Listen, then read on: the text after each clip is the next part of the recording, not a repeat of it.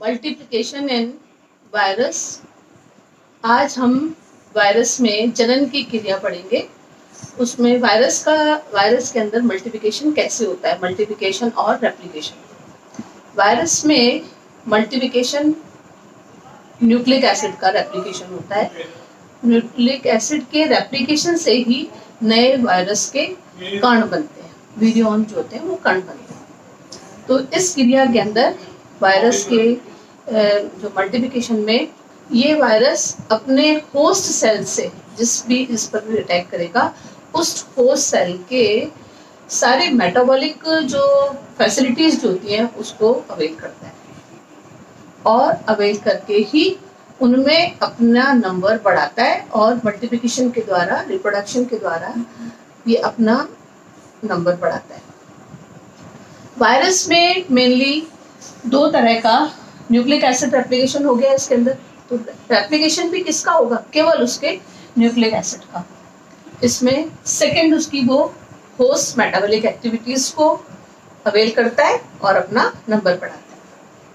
देखा जाता है कि सारे के सारे कुछ वायरस को छोड़ के अधिकतर वायरस जो होते हैं वो बैक्टीरियोफेज के में जिस प्रकार से बैक्टीरियोफेज में रिप्रोडक्शन होता है उसी तरीके से इसमें भी रिप्रोडक्शन होता है। तो बैक्टीरियोफेज का नंबर कैसे बढ़ेगा बैक्टीरियोफेज में, तो उसको समझने के लिए हमको बैक्टीरियोफेज की लाइफ साइकिल को स्टडी करना पड़ेगा। बैक्टीरियोफेज का मतलब हो गया बैक्टीरिया पर अटैक करने वाला वायरस। तो उस बैक्टीरियोफेज की हम लाइफ साइकिल को स्टडी करते हैं कि किस तरीके से मल्टीप्लिकेशन होता है। तो इसकी लाइफ साइकिल जो होती है उसमें दो प्रकार की लाइफ साइकिल्स होती हैं। एक होती है लाइटिक साइकिल और एक होती है लाइसोजेनिक साइकिल।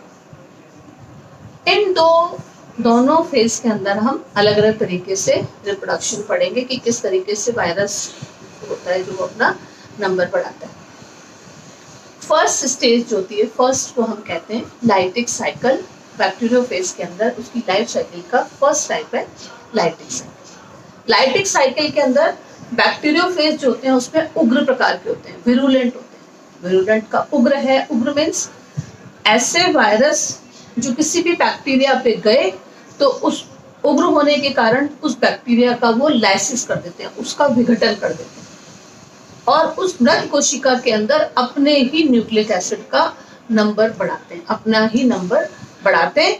और बढ़ाकर जब वो सेल बस्ट हो गई तो बहुत सारे, एक ही कण अंदर गया लेकिन बहुत सारे वायरल कण जो होते हैं बाहर निकले और उनसे उनका मतलब नंबर बढ़ गया।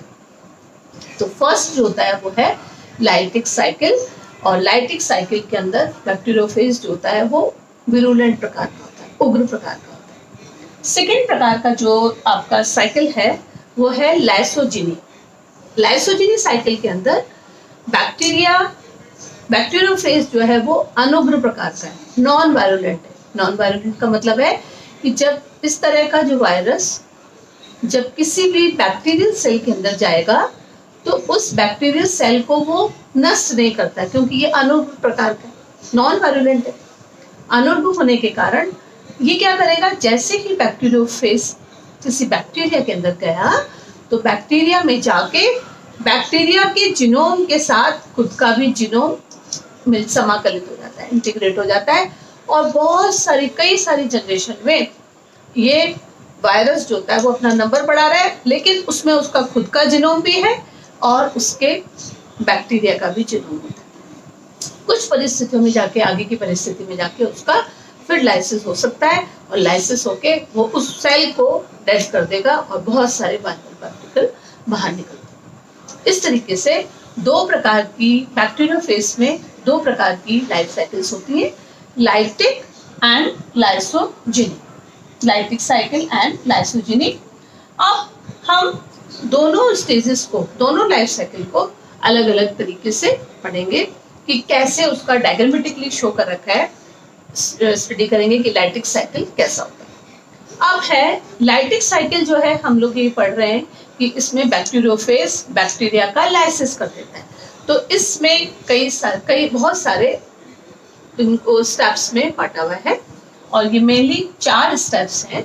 फर्स्ट स्टेप है absorption, stage and attachment. Absorption मतलब अधिशोषण और उसका जुड़ना। Absorption, stage and attachment. And second है entry of phage nucleic acid into host cell. Entry of host cell, phage का न्यूक्लिक एसिड जो है वो होस्ट सेल के अंदर जाएगा और फिर होस्ट सेल में जाके वो आगे अपना कैसे नंबर बढ़ाता है। Third is the conversion of host cell into phage producing cell. And fourth is the synthesis of phage nucleic acid and protein. अब हम इन सभी स्टेप्स को अलग अलग पढ़ेंगे, जिसमें से पहला स्टेप है एब्जॉर्प्शन, स्टेज एंड अटैचमेंट, अधिशोषण। अधिशोषण की अवस्था में ये हम डायग्राम में देख रहे हैं कि ये एक हमारी बैक्टीरियल सेल है। इस बैक्टीरियल सेल में इसका खुद का ये जीनोम है और उसके साथ ये अधिशोषण के द्वारा बैक्टीरियोफेज जो है वो अटैच हो रहा है। तो एब्जॉर्प्शन का मतलब यही हो गया कि फेज का बैक्टीरियल सेल के साथ अटैच होना। जब बैक्टीरियोफेज बैक्टीरियल सेल की सेल सरफेस के साथ जुड़ जाता है, उसी क्रिया को हम एब्जॉर्प्शन कहते हैं। अब एब्जॉर्प्शन की क्रिया में शुरुआत में क्या होता है, जैसे ही कोई phage particle phage bacterial cell के साथ अटैच होगा तो उन दोनों के मध्य थोड़ा सा टकराव होता है, क्योंकि हम पता नहीं विपरीत पार्टिकल हैं, अलग अलग हैं दोनों, तो उन दोनों के बीच में टकराव होता है। लेकिन थोड़े टाइम के बाद इस फेज का जो हम आगे पहले भी पढ़ चुके हैं कि फेज के स्ट्रक्चर में आपका हेड होता है, फिर इसकी कॉलर होती है और कॉलर के बाद उसका हेड एंड टेल होती है और टेल फाइबर्स के साथ अटैच होता है।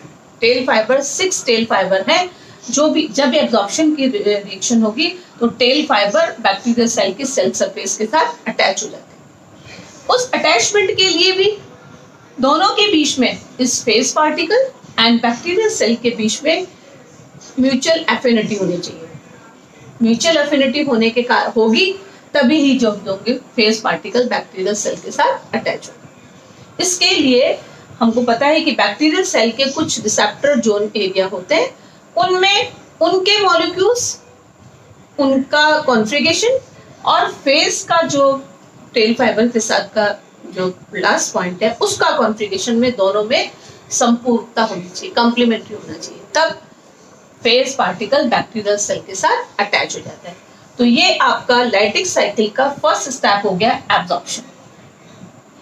सेकेंड स्टेज में अब जब फेज पार्टिकल बैक्टीरियल सेल के साथ अटैच हो गया तो इस स्टेज में अगले स्टेप में क्या होता है कि फेज पार्टिकल फेज जो आपका बैक्टीरियोफेज जो है वो उस बैक्टीरियल सेल के साथ अटैच होने के बाद एक एंजाइम सिक्रीट करता है, लाइसोजाइम। लाइसोजाइम के कारण बैक्टीरियल सेल का जो रिसेप्टिव एरिया वाला जो एरिया है वहां से उस पर छोटा सा वो रिसेप्टिव एरिया जो जहां से जिससे जुड़ा हुआ था उस एरिया पर उस एंजाइम के कारण थोड़ा सा स्पेस या होल हो जाता है। उस होल के हो जाने के कारण अब जहां पर ये फेज पार्टिकल बैक्टीरियल सेल के साथ टेल फाइबर्स के साथ जुड़े हुए थे तो टेल शीट जो होती है वो सिकुड़ जाती है, उसमें कॉन्ट्रिक्शन हो जाता है, सिकुड़ जाना हो जाता है और सिकुड़ जाने के कारण उसके टेल कोर से उसका डीएनए जो होता है फेज का जो जीनोम है वो बैक्टीरियल सेल के अंदर आ जाता है और अंदर आने के बाद केवल उसका फेज का केवल डीएनए पार्टिकल, केवल उसका न्यूक्लिक एसिड ही आता है, बाहर उसका हेड, उसका टेल पोर्शन जो होता है वो कैप्सिड प्रोटीन पार्ट जो है वो पूरा बाहर ही रहता है। तो ये सेकेंड पार्ट जो है वो आपके आ गया कि entry of genome into bacterial cell. Second step हमने पढ़ लिया, entry of bacterial cell into host cell. जब थर्ड स्टेप में अब अपना आता है स्टेप है conversion of host cell into phage producing cell. अब जब होस्ट के अंदर फेस पार्टिकल अंदर चला गया तो वो पूरी host cell phage producing cell में बदल गई। अब उसका काम क्या होगा, ये होस्ट की सारी मेटाबॉलिक एक्टिविटीज को कंट्रोल किसने कर लिया, फेस ने कर लिया। तो phage host cell is converted into phage producing cell में चेंज होगी। इसमें आपके दो रिएक्शंस होती हैं, दोनों रिएक्शंस में फर्स्ट स्टेज में एक स्टेज को कहते हैं अर्ली फंक्शन और दूसरा होता है लेट फंक्शन। अर्ली फंक्शन में यहाँ पर अर्ली फंक्शन में पहले क्या करेगा, फेस प्रोड्यूसिंग जो आपका जो फेस था या आपका जो बैक्टीरियोफेज जो था, उस बैक्टीरियोफेज के इस अर्ली फंक्शन में फंक्शन वाले स्टेप में पहले mRNA का सिंथेसिस होगा। मतलब बैक्टीरियोफेज अंदर चली गई और अंदर जाने के बाद उसने उस होस्ट को तो फेस प्रोड्यूसिंग सेल में चेंज होना ही है, तो वो जो बैक्टीरिया का जो खुद का जो डीएनए था वो तो डिसइंटीग्रेट हो गया, विघटित हो गया और अब उसकी अर्ली फंक्शन स्टार्ट हो गए, यानी सिंथेसिस ऑफ mRNA स्टार्ट हो गया। और अगले स्टेप में लेट स्टेज में लेट फंक्शन जो होता है उसका सेकंड स्टेप लेट फंक्शन है। उस लेट फंक्शन में क्या होगा, mRNA प्रोटीन सिंथेसिस के बाद प्रोटीन और न्यूक्लिक एसिड का इंटीग्रेशन होना शुरू हो गया। तो यहाँ पर दो स्टेजेस आ गई। तो इस स्टेप में हम देख रहे हैं फर्स्ट स्टेप होता है एब्जॉर्प्शन, सेकंड में entry of genome into bacterial cell. Virus का जीनोम बैक्टीरियल सेल के अंदर आ गया और बैक्टीरियल सेल का डीएनए जो होता है अब डिसइंटीग्रेट हो गया और इसी के अंदर ये इनके एंजाइम्स को यूज कर रहे हैं और एंजाइम के साथ यूज करने के साथ इसमें प्रोटीन सिंथेसिस स्टार्ट हो गया है। प्रोटीन सिंथेसिस में mRNA बनेगा, mRNA के बाद ट्रांसलेशन एंड ट्रांसक्रिप्शन की रिएक्शन होगी और उसके अकॉर्डिंग ही कंपोनेंट्स ऑफ कैप्सिड्स बनेंगे। कंपोनेंट्स ऑफ कैप्सिड बने, this is the protein part. Next step में वायरस का डीएनए जीनोम सिंथेसिस भी स्टार्ट होगा कि मतलब क्योंकि हमको पता है कि वायरस जो है वो न्यूक्लियोप्रोटीनस नेचर है, प्रोटीन बन गया, कंपोनेंट्स ऑफ कैप्सिड हो गए और यहाँ पर उसका वायरस के डीएनए का भी सिंथेसिस हो गया। तो वायरस ने बैक्टीरिया में जाकर खुद का उसके बैक्टीरिया की मेटाबॉलिक एक्टिविटीज को पूरा कंट्रोल कर लिया और उसके डीएनए को तो डिसइंटीग्रेट कर लिया, लेकिन खुद का वायरस डीएनए में वायरल डीएनए भी बना लिया और कंपोनेंट्स ऑफ कैप्सूल बन गए। इस तरीके से बहुत सारे एक ही वायरस के अंदर जो बैक्टीरियल सेल के अंदर यहाँ पर उसकी प्रोटीन की कैप भी बन गई है और प्रोटीन कैप के साथ उसका जीनोम सिंथेसिस भी हो गया। नेक्स्ट स्टेज जो है एग्रीगेशन ऑफ फेस पार्टिकल।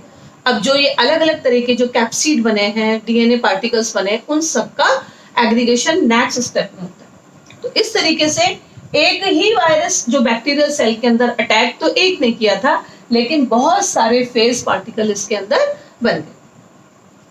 अगले स्टेप में क्या होता है, अब क्योंकि हम लाइटिक स्टेज पढ़ रहे हैं तो लाइटिक स्टेज में अब जाके जिस सेल के अंदर जहां पर वो मेहमान बन के आया था उसी उसने मेजबान के को खत्म कर दिया और उसकी सेल को बस्ट कर दिया और जितने भी पार्टिकल जितने मेहमान थे, एक मेहमान आया और बहुत सारे मेहमान बन गए और सारे के सारे अब वो उसको जहां पर आए थे उस होस्ट सेल पे रहे, उस होस्ट सेल का सारा कुछ काम में लिया, लेकिन उस सेल को नष्ट करके बहुत सारा अपना नंबर बढ़ाकर आगे चलते। तो ये हमारा साइकिल है लाइटिक साइकिल।